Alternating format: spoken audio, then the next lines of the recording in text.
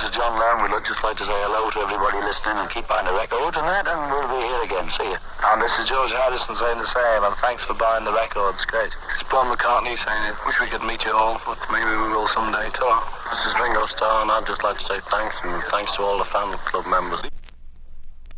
Everything was going at such a pace, you know, it was like so...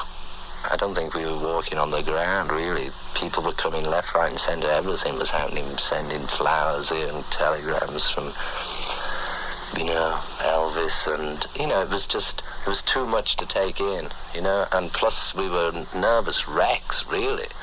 You know, part of the Beatles thing was nervous energy. When we got to America, we were just sort of pushed into this madhouse.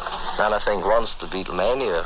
A lot of the Beatlemania was, I'm not sure for what reason, maybe, you know, obviously people wanted to get off on something new, and it was us that they got off on. But there was a lot of mania which was actually nothing to do with us. A lot of the time we'd just be stuck in a hotel room, and in the city we would be, there'd be all these things going on which we didn't know about, like, and they put it down to Beatlemania. In fact, we used to watch the cops, you know, the police used to get into Beatlemania. They'd go ahead of the limo on the Harley Davidsons, and they'd just be, you know, driving along with no hands and falling off the motorbikes and, you know, all kinds. It's like everybody just went mad. I think, you know, if they believe us on some things, it's because we can say it like they would think it, because we know we're exactly the same. And we don't pretend to be anything better than we are. The telegram operator rang up. He said, hello? Mr. Aspinall? So I said, okay, I'll take the telegram. He said, telegram from England. And he couldn't sort of speak English very good. He was speaking it with a French accent. And what he was supposed to tell me was, Rick, that's, not Rich, for Richie, for Ringo. Rich read early this morning. That was the message, you know. But he read it over the phone and he said, request early tea. So I thought he said, request early tea. And it was signed Brian, so which I got was Brian, you see. But request early tea, I just thought it was sort of a joke. And I was trying to work it out. Then the telegram came and it still wasn't right, because it read, Rich read early this morning. See, so I was in a bit of a tiz, as it were, to try and work out what was happening. But I picked up a paper about the day after he was married, and I saw he was. The film is basically a chase film, and it's about a ring which I have. And it starts off where they're going to sacrifice a girl, and they paint everyone they sacrifice red, you see, this tribe. They can't sacrifice the girl because she hasn't got this magic ring on which she sent to me, because I wear rings. And so they're after me now, and they can't get the ring off. So they're going to sacrifice me, and that's why I'm red. Put it in, and then but something in the background was wrong, so you've got to do it again, so they're not ad-lib at the end. We stuck quite a lot to the script, you know, some of the gags were us, or the director, you know, he threw quite a bit into it. We went to the palace and lined up with the other 5 million people who were getting it.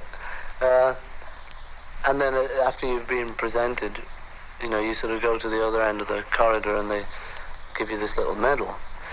You do sort of think, well, it's not like you imagined it, you know, like you know, I suppose in your dreams you'd have this great sort of, you know, the Queen sits there with her great flowing robes and puts her sword on your shoulder and stuff.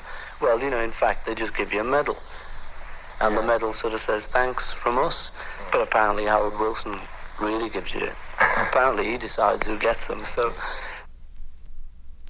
Ladies and gentlemen, and so now, just for a little change, let's go over to those 4 chaps called the Beatles, and playing their cellos, violas and violins on a little old number called Yesterday.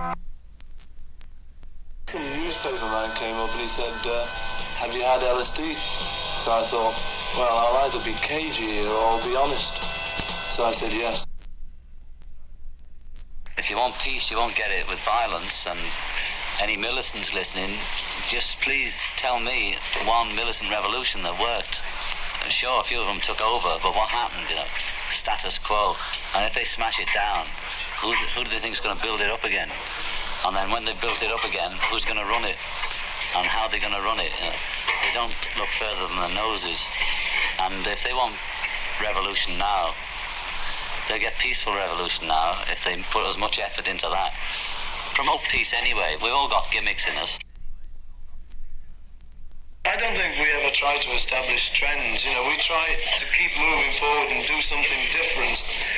And if in the meantime it starts trends, well, that's okay. But we never try consciously to start them. The Beatles made it 4 years ago, and they stopped touring, and they had all the money they wanted and all the fame they wanted, and they found out they had nothing. And then we started on our various trips of LSD and Maharishi and all the rest of the things we did. And the old gag about money and power and fame is not the answer. We didn't have any hope just because we were famous. You see all that Marilyn Monroe and all those other people, they had everything the Beatles had. That's no answer,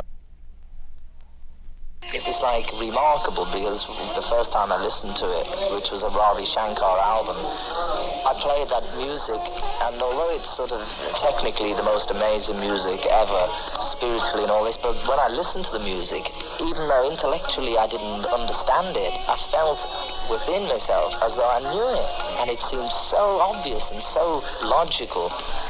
Through that I got involved with sitar and Ravi Shankar. Ravi Shankar is probably the person who's influenced my life the most. Later I got involved with Hinduism because Ravi Shankar was a Hindu, and because it just happened that those things came my way, and I went to India and I liked India a lot, and it was just a natural sort of involvement. I really love Ravi Shankar, and he's been like a father sort of figure. Hello everybody, this is the Beatles on Murray the K's Swinging Soiree Show. Rabbi!